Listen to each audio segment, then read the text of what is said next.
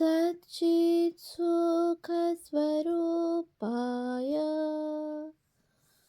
स्वामिने तापहारिणे। পাশ্চাত্যে বিবেকানন্দ নতুন তথ্যাবলী দিব্য প্রেরণার ব্রত সাধনে, প্রথম খণ্ড। পূজনীয়া মেরি লুইস বার্ক মহাশয়ার রচনা, ভাষান্তর শ্রী নলিনীরঞ্জন চট্টোপাধ্যায় মহাশয়। পৃষ্ঠা সংখ্যা 194। মধ্য পশ্চিমাঞ্চল পরিভ্রমণ। উল্লিখিত ভদ্রলোক অর্থাৎ স্বামী বিবেকানন্দ আগে মিনিয়াপোলিসে ঘরোয়াভাবে বক্তৃতা দিয়েছেন এবং সেখানে যারা উপস্থিত ছিলেন তারা আবার তাঁর বক্তৃতা শোনার জন্য আগ্রহান্বিত। কানন্দ বিশ্ব ধর্ম মহাসম্মেলনে আলোড়ন সৃষ্টিকারী।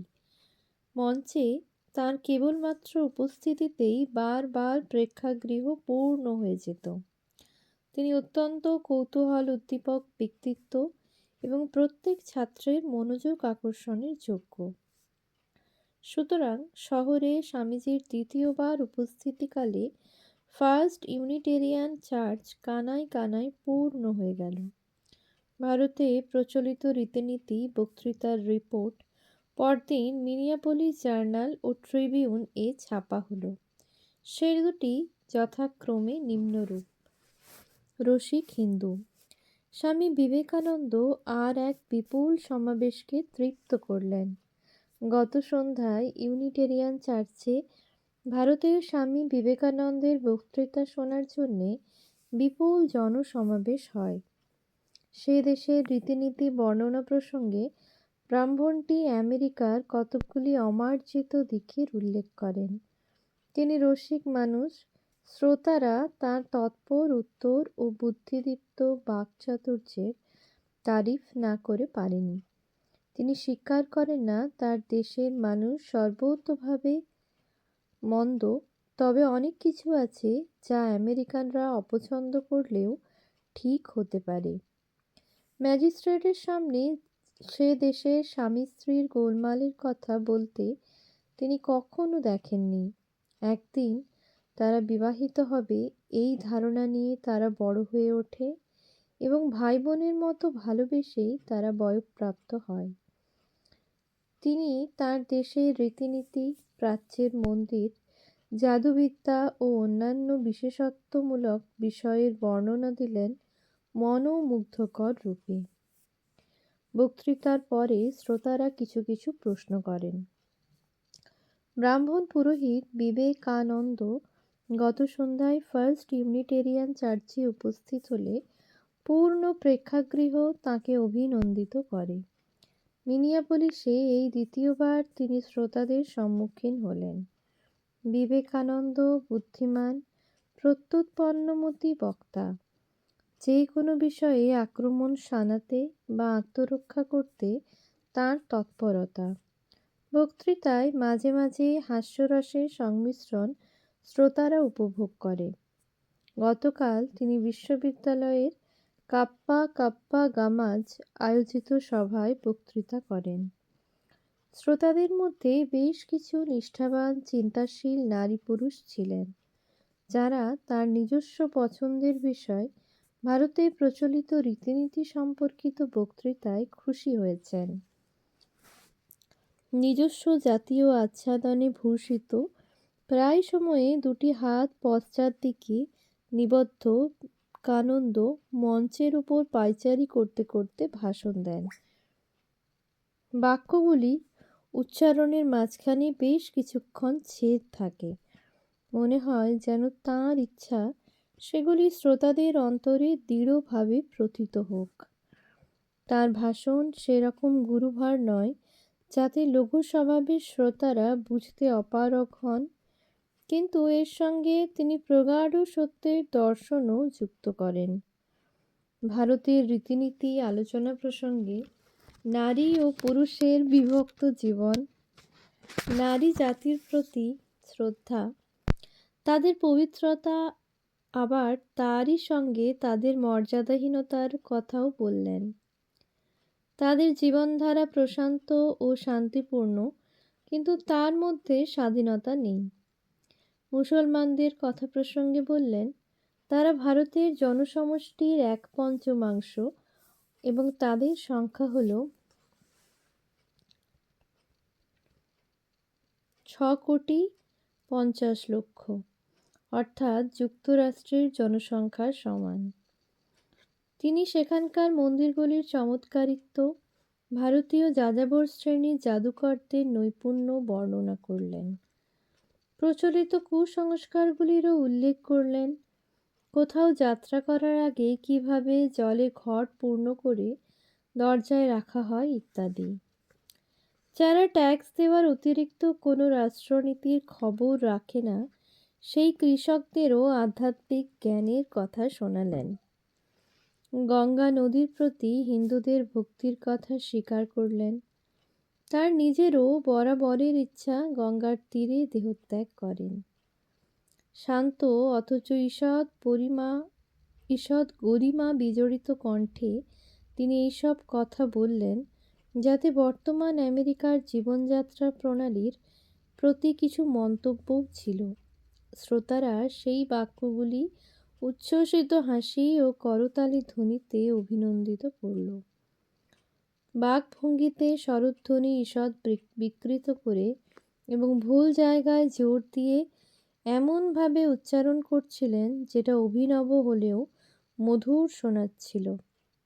এই কৃষ্ণকায় সহাস্য আলখাল্লা পরিহিত পূর্ণ ভারতীয়ের মুখে তার বিদেশীয় ঘরের কথা বেশ মাধুর্যমণ্ডিত লাগছিল। মোটের ওপর তিনি প্রধানত বুদ্ধিমান ও সমালোচনার ক্ষেত্রে ঐকান্তিক। বক্তৃতার শেষে যখন একজন তাকে প্রশ্ন করেন, মিশনারিরা কী ধরনের লোকের কাছে পৌঁছয় এবং তাদের ধর্মান্তরিত করে, তাৎক্ষণিক উত্তরে তিনি বললেন, সেটা তোমরাই ভালো জানো। আমেরিকানরাই রিপোর্ট পড়ে, আমরা কখনো পড়ি না। তিনি প্রশ্নটাকে হাসির কারণ করে তুললেন এবং প্রেক্ষাগৃহ আবার যথাপূর্বৎ হবার মধ্যে শান্তভাবে পায়চারি করে নিলেন। তার ভাষণ গভীর মনোযোগের সঙ্গে শ্রুত হয়েছে। পরে শ্রোতাদের কাছে তাদের জিজ্ঞাস্য কিছু আছে কিনা জানতে চাইলে তারা কিছু প্রশ্ন করে। এরপর আমরা 1894 জানুয়ারির মাঝামাঝি পর্যন্ত স্বামীজির আর কোনো হদিশ পাই না। ফলে ডিসেম্বরের মাঝামাঝি মিনিয়াপোলিসে এই চকিত বিদ্যুৎ চমকের পর আমরা প্রায় 6 সপ্তাহ গভীর অন্ধকারে।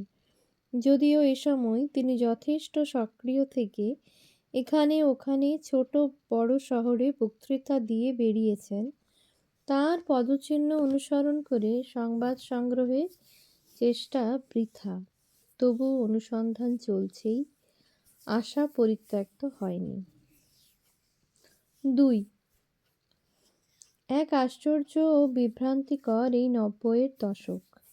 একদিকে দেখতে পাই আমেরিকানরা মোটামুটিভাবে শৃঙ্খলাপূর্ণভাবে শতাব্দী অতিক্রম করে প্রবলভাবে আত্মবিশ্বাসী যে তারা সামাজিক লক্ষ্যের পূর্ণতার দিকে এগিয়ে চলেছে এবং তাদের জাতি দৈব অনুগ্রহ লাভের নিদর্শন।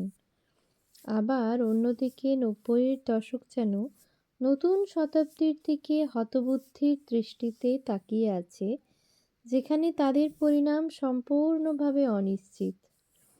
আর্থিক ও সামাজিক অবস্থার দ্রুত পরিবর্তন ঘটছে, যার সঙ্গে পুরাতন নৈতিক ও আধ্যাত্মিক মূল্যবোধ তাল মেলাতে পারছে না। তাছাড়াও এই মূল্যবোধ আভ্যন্তরীণভাবেই আক্রান্ত হচ্ছে পদার্থবিদ্যা ও জীববিদ্যার দ্বারা। বিশ্বজগতে মানুষের অদ্বিতীয়তার মূল সূত্রে ডারউইনবাদ যে প্রচণ্ড আঘাত এনেছিল, তার কথা না হয় বাদই দিলাম। যে আশাবাদ ও আত্মবিশ্বাস বিগত অষ্টাদশ শতক ও ঊনবিংশ শতকের প্রায় অংশ জুড়ে মানুষের বৈশিষ্ট্য ছিল, তা ক্রমশ সন্দেহ ও হতবুদ্ধির কাছে আত্মসমর্পণ করছিল।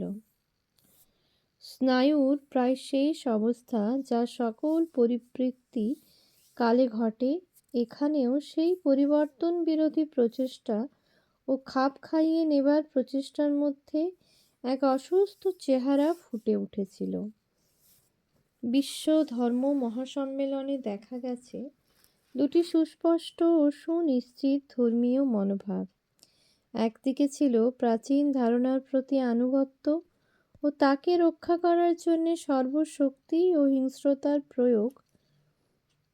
এই মানসিকতার বশবর্তী যারা এবং পরে যারা মৌলবাদী রূপে পরিচিতি লাভ করেছিল, তারা ডারউইনবাদ বা নতুন সামাজিক পরিবর্তনের কাছে নতি জানাতে অস্বীকৃত, কারণ তার জন্য প্রয়োজন ছিল প্রশস্ততর ও উদারতর দৃষ্টিভঙ্গি। তারা উচ্চতর সমালোচনাকে অস্বীকার করল এবং ধর্মশাস্ত্রের আক্ষরিক ও কঠোর ব্যাখ্যায় অনড় হয়ে রইল। অন্যদিকে উদারপন্থী খ্রিস্টবাদীরা মানুষের নবলব্ধ জ্ঞানকে গ্রহণ করে তার সাঙ্গীকরণ চাইলেন। শ্রমনীতি, বস্তির ক্রমবর্ধমানতা, লুণ্ঠনলব্ধ অর্থে বিপুল সম্পদ অর্জন, রাজনৈতিক দুর্নীতির মতো সমস্যাগুলি নিয়ে চিন্তাভাবনা চার্চের বলে ধরে নিয়ে ধর্মকে সমাজতান্ত্রিক চেহারা দেবার চেষ্টা করলেন।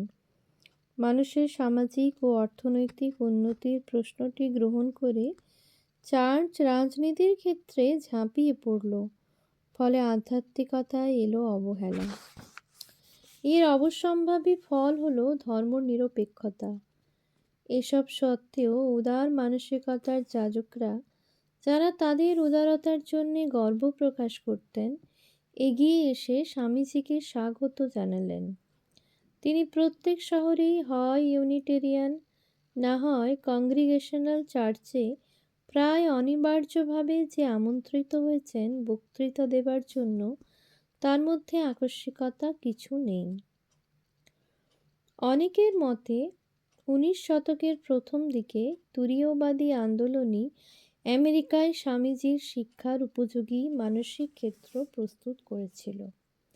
একদিক থেকে কথাটা সত্য, কারণ এমারসন, থেরো, এমনকি ব্রনসন অলকটের লেখা আত্মিক জীবন সম্পর্কে মানুষের চোখ খুলে দিয়েছিল। তা সত্ত্বেও এটা সত্য, 70-এর দশকে তুরীয়বাদ ভূমিচ্যুত। নবপ্রজন্ম ক্রমশ জড়বাদী হয়ে উঠেছিল। তাদের সঙ্গে এই আন্দোলনের কোনো যোগ ছিল না।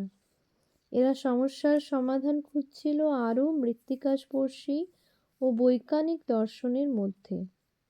ধর্মীয় দর্শনের নেতারা তখন বৈজ্ঞানিক আবিষ্কারের সঙ্গে একটা বোঝাপড়ায় প্রাণপণ চেষ্টা করছিলেন এবং আধ্যাত্মিক নিয়মের চেয়ে প্রাকৃতিক নিয়মের সঙ্গে সঙ্গতি রক্ষা করে সামাজিক সংস্কার প্রচেষ্টার ওপর অধিকতর জোর দেওয়া হচ্ছিল। সত্য বটে, খ্রিস্টীয় বিজ্ঞানের মতো ধর্ম ও নয়া চিন্তা দ্রুত প্রসারিত হচ্ছিল, কিন্তু মোটামুটিভাবে বলা যায় ধর্মের দৃষ্টি ছিল মানুষের আধ্যাত্মিকতার বদলে আদি ভৌতিক কল্যাণের দিকেই। কেবলমাত্র যেসব ক্ষেত্রে মানুষের জীবনের সমস্যা আধ্যাত্মিক সংস্কারের মাধ্যমে সম্ভব, সেগুলির ব্যাপারেই তারা স্বামীজির শিক্ষার প্রতি সহানুভূতিশীল ছিল। তা সত্ত্বেও তাদের কণ্ঠ ছিল অতি ক্ষীণ। সেই ক্ষীণ কণ্ঠ চাপা পড়ে যেত সে যুগের সম্মানভাজন উদার চিন্তার উচ্চ কণ্ঠে, যাদের বক্তব্য ছিল প্রথম সামাজিক পরিবর্তন সাধন করে মানব প্রকৃতিতে পরিবর্তন ঘটানো সম্ভব।